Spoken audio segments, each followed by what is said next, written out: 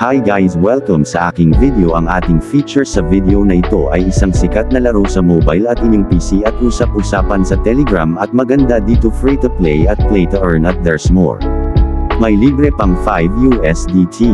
Ito ang Time Farm. Pero bago ang lahat, isang paalala lang. Kung gusto nyo tumalpak sa larong mag-deor muna kayo. Ang purpose ng video na ito para pag-review at gameplay ng isang game. Wala na po tayong intro, simula natin. Unang gawin po, kung gusto nyo maglaro at subukan ang larong ito, click nyo po ang link sa baba ng description. After nyo po maklik ito po, makikita nyo, pindutin nyo lang register. Lagay nyo lang dyan name, cellphone number, password. Sa referral naman pakilagay naman ito. Then get code. Then log in nyo lang after nyo mag-register, then log in. Ito makikita nyo ang inyong farm may available and isang plot para sa ating simula.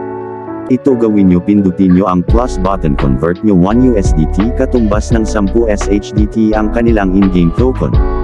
Convert natin lahat, at click nyo shop, at bumili tayo ng carrot, at itanim natin sa libreng plot. Then antayin natin matapos ang oras bago mag-harvest.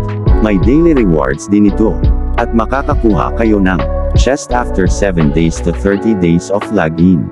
Ganito naman pag mag-convert from SHDT to USDT.